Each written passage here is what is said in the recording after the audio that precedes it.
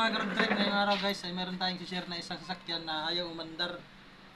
Pero bagong lahat, shout out din kay Bert. Hello guys! Pauli na kami, alas 7 na. Pauli na kami. Pabalik sa Shout out mga sa sa kanya. buhay. Saan kayo masaya? Portago kayo. Nandito nga tayo ngayon sa sasakyan na ito mga bossing. Ito nga pala ay Isuzu Giga.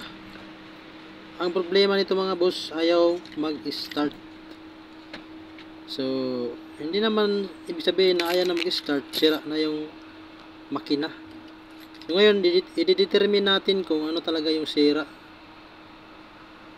Ang gagawin natin, papaandarin natin or titistingin natin kung aandar ba.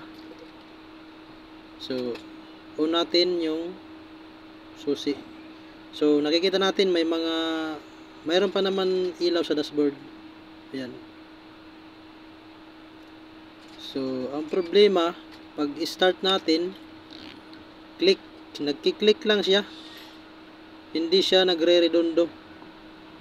So, posibleng starter yung sira, posibleng battery, posibleng alternator. So, marami pa tayong posibleng dapat malaman. So ngayon, kanina chinik ko ito mga boss bago ko ipaandar. Baka maluwag lang pero hindi naman siya maluwag mga boss. Oh. Mahigpit naman siya. Kaya kailangan na yan ng kamay na bakal. So ngayon, parang magic, pinalitan na ng battery. Ayan, dali lang.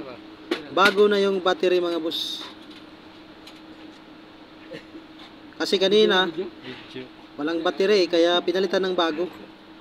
Para makapaandar kasi hindi rin naman tayo makakapaandar kung hindi papalitan ng battery. Ayan. Dahirakan ako ra mainit. So, Adi na siguro na. dahil bago na yung battery, titestingin natin kung bakit hindi ito umandar or kung aandar na ito.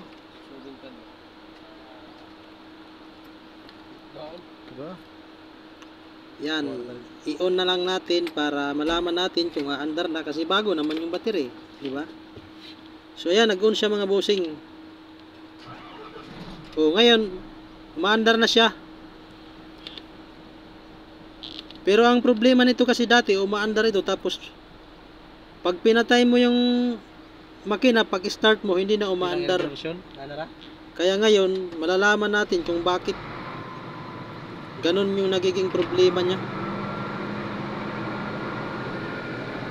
So, nandito nga pala yung bagtik na electrician ng SMCC.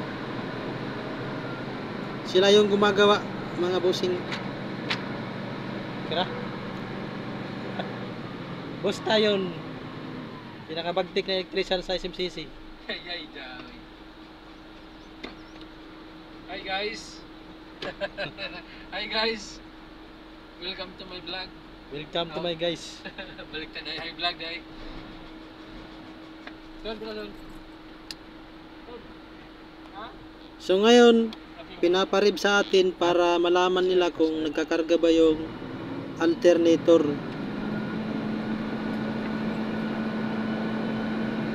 So maraming paraan para malaman kung nagkakarga yung alternator. May mga video na ako niyan mga boss. Pwede nyo panoorin kung gusto nyo lang naman. Magkarga? Di mo karga? Kasi awat ang kanka. So, yun nga mga boss, hindi nagkakarga yung alternator. Kaya kailangan i-up yung cowl. So, sa pag-up ng cowl mga bossing, kailangan i-secure yung loob na walang mahuhulog na mga bagay papunta sa windshield. Kasi pag may nahulog yan, sigurado biyak yung windshield natin. Mahal pa naman yung windshield ngayon. So, lalo na pag hindi naman sa atin yung sasakyan, di ba? Kaya kailangan natin i-check yan sa ilalim na walang mga bagay na mahuhulog papunta sa windshield. Bago nyo i-up yung cowl ng sasakyan.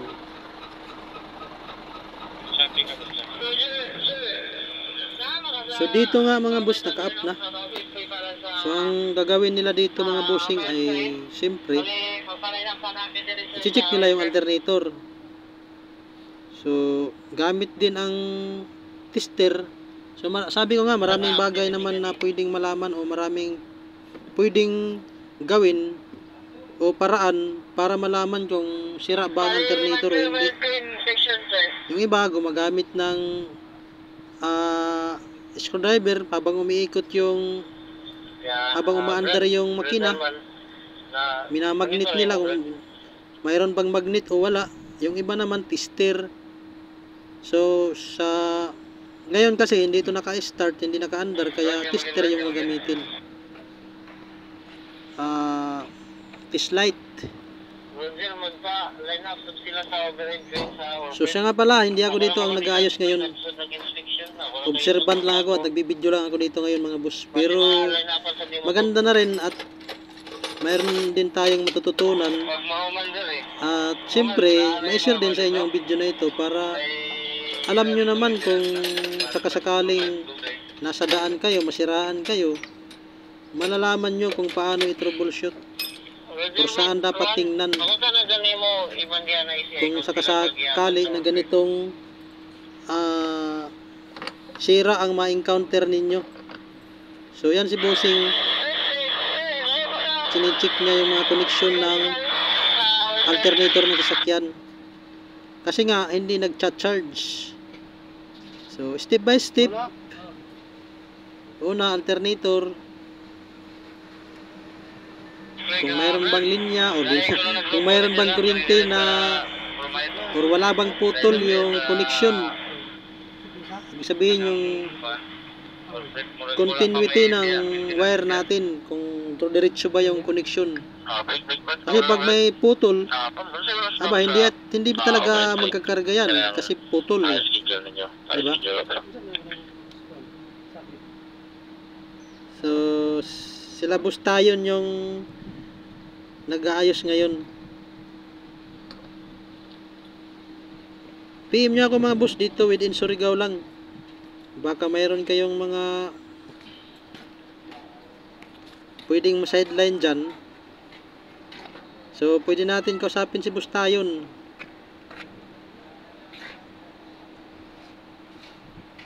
para puntahan yung sasakyan ninyo.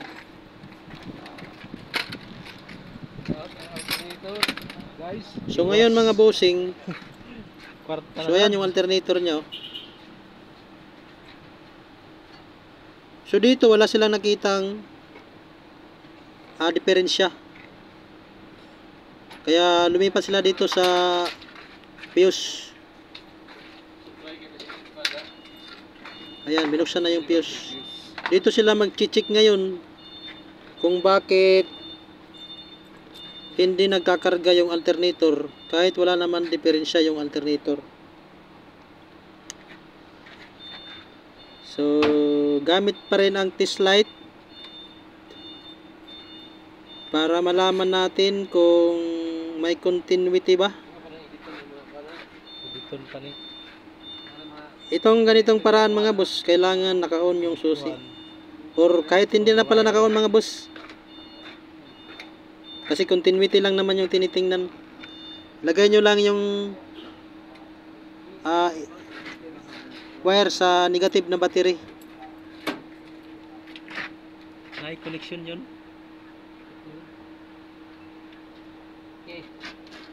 Yung wire ilagay sa, yung clip na isa lagay nyo sa negative na battery. Yung test light naman, yun naman ipang tutusok nyo para malaman nyo ang continuity kung mayroon.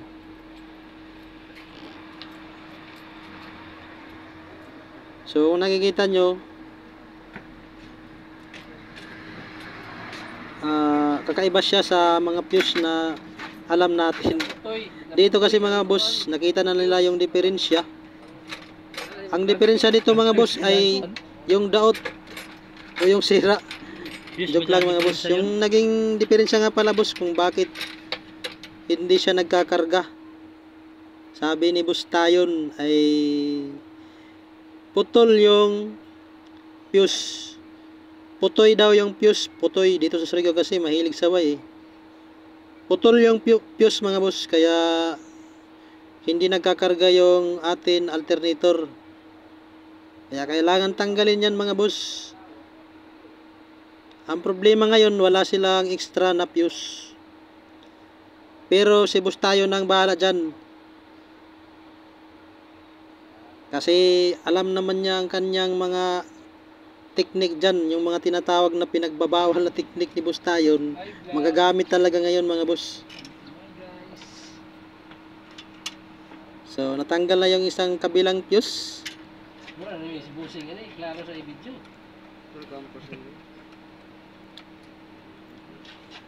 So ayan mga boss. Ang problema ngayon, wala tayong pamalit na fuse. Yalay ka Fuse daw yung pangalan dyan niya eh. Sabi niya fuse.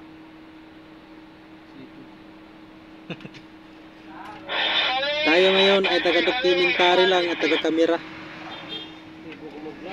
Pinakamerahan natin yung mga masisipag nating mga electrician. Kung mayroon kayo dyan mga ipapagawa, para sideline naman tayo, magkapira naman tayo kahit konti. PM lang kayo, comment lang kayo para masabihan ko rin si boss tayo kung may bakante siya, pwede siyang mag home service siguro naman, pwede naman siguro. Pero kung wala naman siya, pwede rin naman ako mga boss.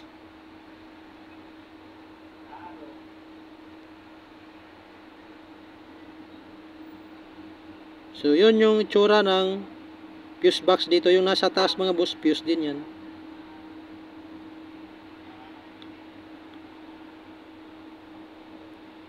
Kaya ko sinishare ito sa inyo mga bossing kasi mas maganda rin yung kahit papano mayroon tayong nalalaman sa troubleshooting, lalo na pag nagtatrabaho tayo sa isang kumpanya, hindi natin alam kung sa daan masisiraan tayo, di ba?